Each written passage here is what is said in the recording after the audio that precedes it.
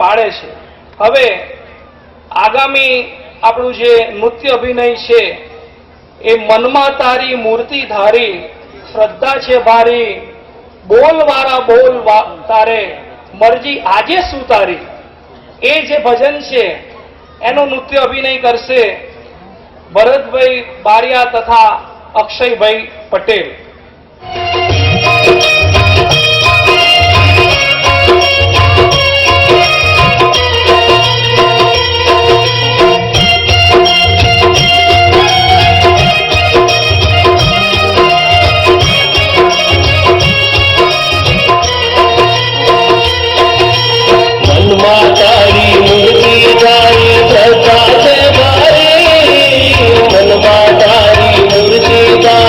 श्रद्धा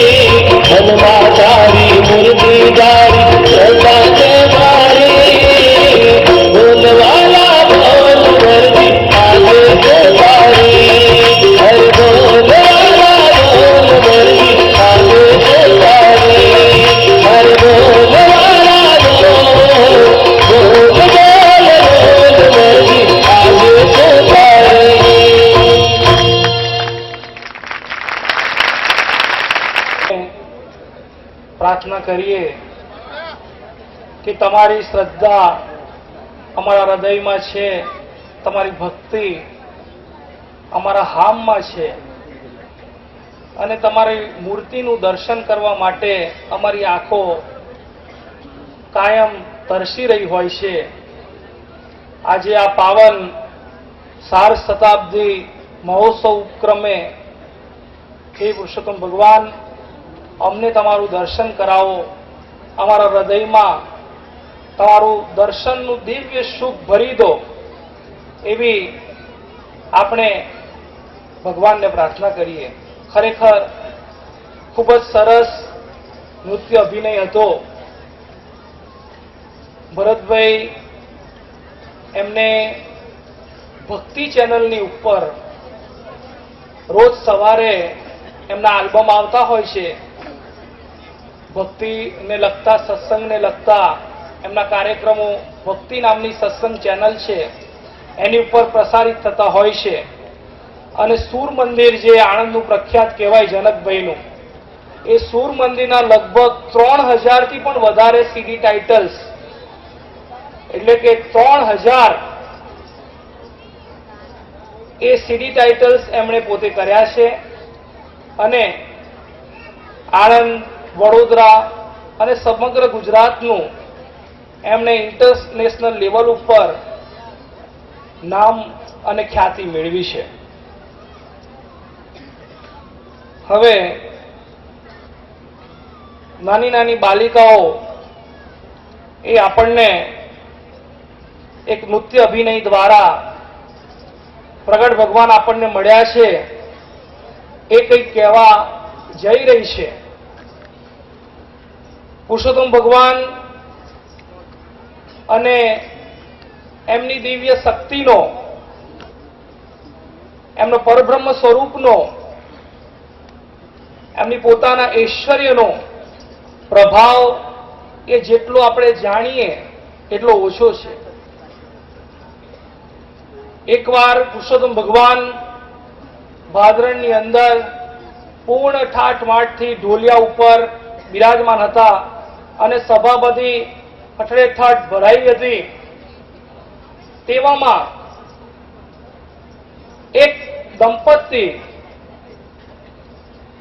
એ ભગવાનમય હતું અને દંપતીએ ભગવાનને પાસે માંગણી કરવા માટે આવ્યું કે હે ભગવાન, તમે મળ્યા છો, અમારું જીવન સાર્થક કર્યું છે, હવે અમારે ગૃહસ્થ જીવન અમે આવી રીતે જીવીશું, પણ અમારે કોઈ સંતાન જોઈતું નથી. આજના જમાનામાં લોકો સંતાન માટે પથ્થર તેટલા દેવ કરે છે, પણ પુરુષોત્તમ ભગવાન વખતે ગૃહસ્થાશ્રમનો એવો ભગવાને ધડાવ કરેલો કે આ દંપતીના મનમાં એવું થયું કે અમારે સંતાન જોઈતું નથી, અમે આવી રીતે જ તમારી ભક્તિ કરીશું. પુરુષોત્તમ ભગવાન કશું બોલતા નથી, ખુરશી ઉપર મૌન ધારણ કરેલું છે. થોડીક વાર થઈ અને એક બીજું દંપતી આવ્યું.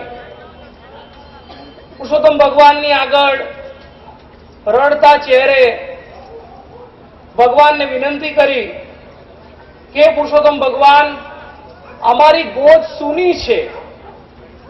શું કહ્યું ભગવાને? અમારી ગોદ સૂની છે, તમે અમારી સામે કઈ શું કરો, દ્રષ્ટિ કરો કે અમારે ઘેર સંતાન થાય. એવું પુરુષોત્તમ ભગવાન સમક્ષ એ દંપતીએ પ્રાર્થના કરી, વિનંતી કરી, માંગણી કરી. પુરુષોત્તમ ભગવાન તોય કશું બોલતા નથી. પેલું દંપતી આજીજી વધારે કરે છે ત્યારે પુરુષોત્તમ ભગવાન એટલું જ બોલ્યા. પેલું દંપતી પણ જે છોકરા ના થાવ એ દંપતી પણ જોડે જ બેઠું હતું, થાય એ પણ જોડે બેઠું હતું. એટલે પુરુષોત્તમ ભગવાને હાથના ઈશારે કહ્યું કે જાઓ, કે આજથી આનું પ્રારબ્ધ તે આને માથે અને આનું પ્રારબ્ધ તે આને માથે. શું કહ્યું પુરુષોત્તમ ભગવાને? કે આ જે બે દંપતી છે એનું પ્રારબ્ધ આ દંપતીને શરણે, અર્થાત કે જેમને ઘેર સંતાન જન્મવાનું હતું, એનું પ્રારબ્ધ બધું સંતાન વિહોણાને આપી દીધું, અને સંતાન વિહોણાનું પ્રારબ્ધ બધું સંતાન થાય એને આપી દીધું. કહેવાનું તાત્પર્ય શું છે કે તમે બધા તો જાણતા હશો, કર્મનો સિદ્ધાંત પુસ્તક પણ ઘણી વખત કોઈએ વાંચ્યું હશે કે પ્રારબ્ધ કોઈનું ફરાયું ફરતું નથી. જે આપણે જન્મ્યા અને જે મા બાપ અને જે કંઈ સગાવાલા એ જે છે એ પ્રમાણે જ આપણું બંધન થાય છે. જેટલું જેનું લેણું હોય એટલું જ આપણે એની સાથે કર્મ થાય છે. એથી એક દિવસ, એક સેકન્ડ, એક ઘડી પણ આપણે જોડે એનું લેણું દેણું રહેતું નથી. એટલે ભગવાને આખું પ્રારબ્ધ ચેન્જ કરી દીધું. દયાના સાગર, કરુણાની મૂર્તિ, એમણે પ્રારબ્ધ ચેન્જ કરી દીધું. કહેવાનું તાત્પર્ય એટલું જ છે કે આ કોઈ સાધારણ વ્યક્તિ કરી શકે નહીં. ભગવાનને જ રાઈટ છે કે મનુષ્યના કર્મના બંધનને ઉલટ સુલટ કરી શકે. બીજા કોઈને પણ બંધન નથી.